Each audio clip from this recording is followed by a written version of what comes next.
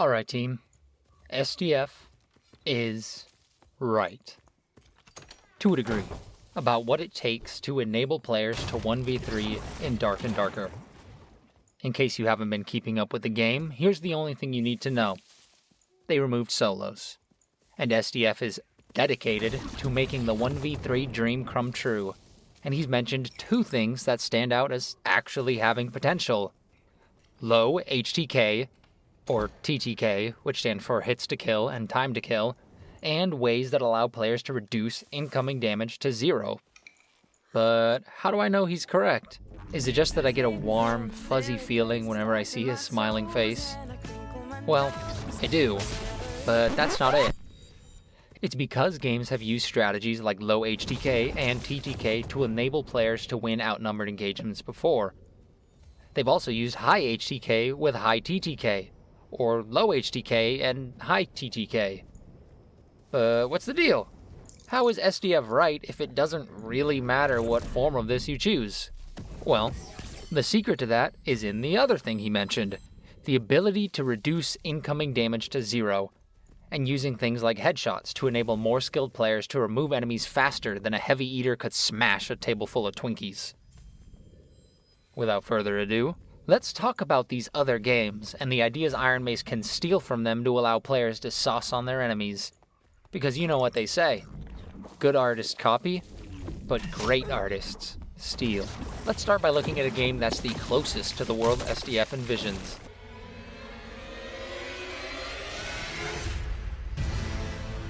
Elden Ring, or the PvP in any Souls game really. The reason it's closest is because it typically has a low HTK, but a high TTK.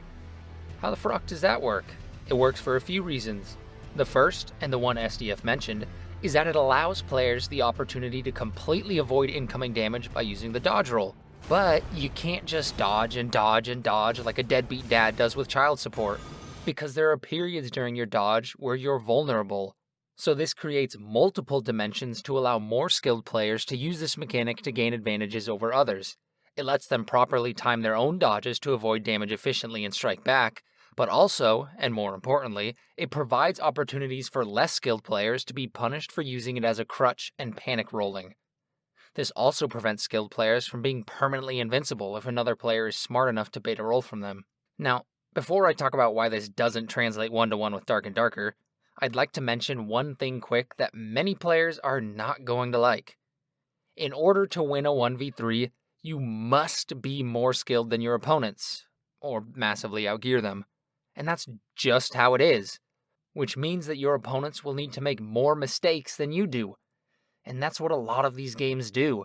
They allow more opportunities for the skilled player to use mechanics properly, and at the same time, more ways for less skilled players to make mistakes. And that concept is present in the dodge roll I just finished talking about. Anyways, why don't we just slap a dodge roll in Dad and call it a day? Because Souls games have other systems in place that deepen the dodge roll mechanic, specifically the stamina mechanic, which personally I hate for Dark and Darker. Each time you dodge, it takes stamina. When you attack, block, or even cast a spell, it takes stamina, which means a player who improperly manages their stamina will find themselves unable to properly defend themselves or attack, while a good player can preserve their stamina with efficient dodges, and worse players get doubly punished for spamming dodge rolls. The other reason that the lower HTK works is how fast you can heal or reset in Souls games with the Estus Flask. It heals like a bandage, except way more, at the speed of a potion. This means that if a player manages to survive a mistake, they can reset near instantly. And more importantly, it allows a player to take a risky exchange to eliminate an opponent and very quickly reset, putting them back in a position to re-engage the enemy at full strength. And, like in Dad, players can be punished for attempting to heal at a bad time.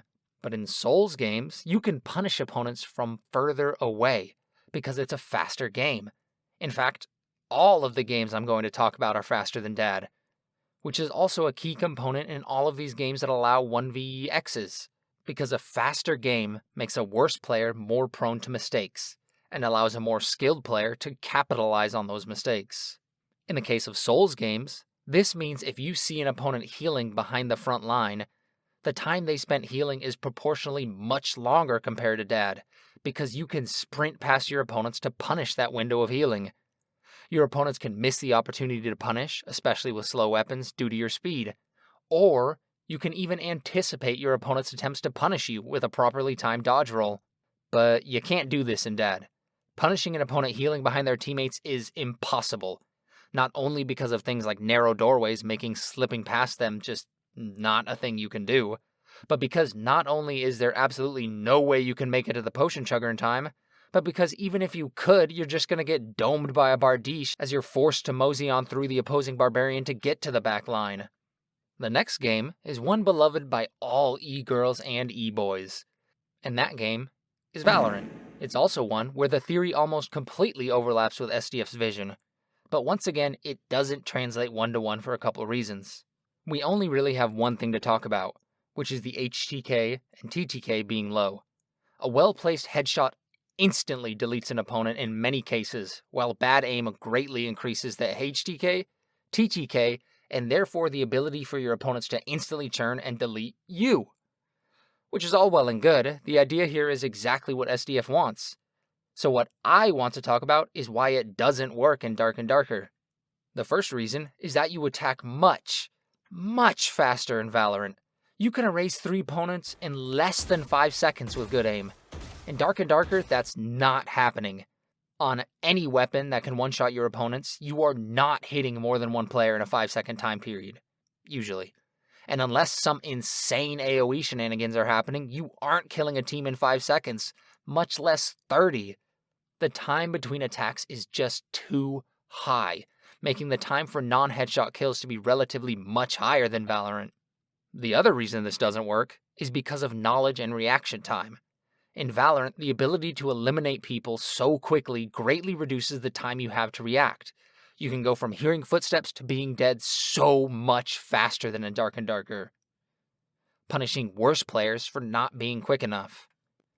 In theory, Dark and Darker being all around slower should make up for this, because if you're slower, so are your opponents. But the second half of why this doesn't work is knowledge. With how fast you can die in Valorant, how far away you can get killed from, and most importantly, how spread out your opponents are, it's much easier to isolate several 1v1s.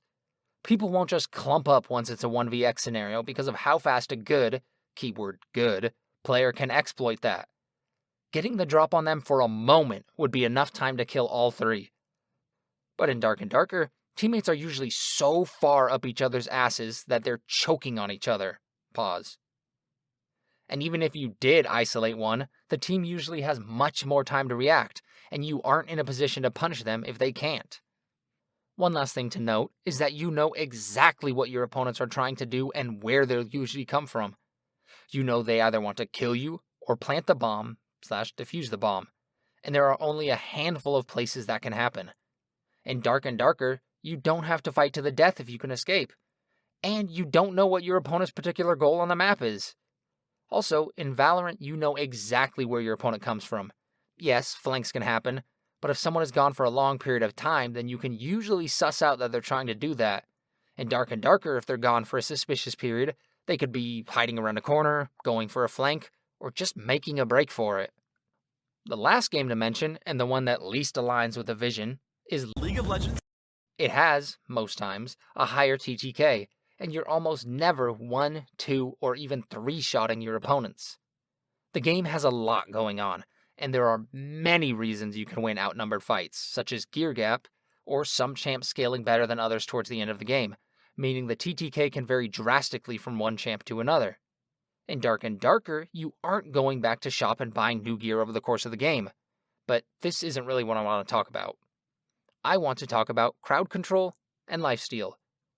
For those who don't know, crowd control is things like slows, or stuns and roots. Rogue has CC in the form of Cutthroat that allows one to eliminate an opponent without them being able to fight back, for maximum fun, but more importantly, minimal damage to yourself. I also mentioned lifesteal.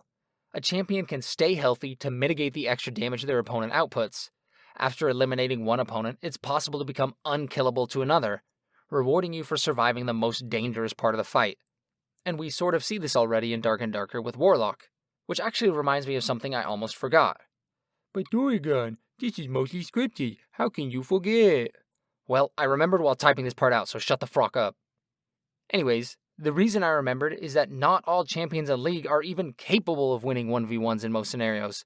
A healing and buffing support is not going to beat your high damage drain tanking Yasuo. So in a 1vx scenario, sometimes you're not concerned with the damage some of those opponents are putting out, making lifesteal even more important for those situations. In Dark and Darker, every support is absolutely more than capable of winning a 1v1. I haven't really talked about how I would apply these things to Dark and Darker myself, but I do want to mention this one. If SDF is committed to balancing the game around 3s and 1v3 potential, support classes will not be viable solo. Once you, as a solo, kill the frontline barbarian getting pocket heals the whole time, you should not have to worry about the support being a potentially bigger threat, on top of them outputting the same damage during the fight. I'm sorry, Bard, Cleric, and Druid mains, but you need to be relegated to support roles only. Or, if you still have the option to be damage threat, you should have little to no support capabilities for making that trade. Because with a support and everyone putting out full damage, even if the opposing team is much worse, they just delete you anyways. Before I get to the conclusion here, I want to take a moment to thank everyone for getting this far, and ask that they like the video, comment, and most importantly subscribe to get more videos like this, and some nice gameplay videos between them. I also want to take a second to thank everyone whose clips I used for this video and everyone who offered me clips to use. If I used one of yours and you want it taken out, just let me know. Moving on, we talked about a lot of stuff. I know things are a lot more complicated than I made them seem, but the things I mentioned are still absolutely key points in making outnumbered engagements work. I also recognize that I didn't even touch upon how these things impact 3v3 gameplay. And the reason for that is simple. I don't care. At least in this video. This video is about enabling the party size that feels the worst to play to actually be able to have a fighting chance when outnumbered. In the next video that covers this topic, I'm going to talk about what I would do to enable 1v3s. You're going to see a lot of buffs to classes for solos, and a lot of nerfs to those same classes in trios. So if you want to know when that goes live, again, hit that sub button, and in the meantime, enjoy some of my small brain gameplay videos. Thanks for watching.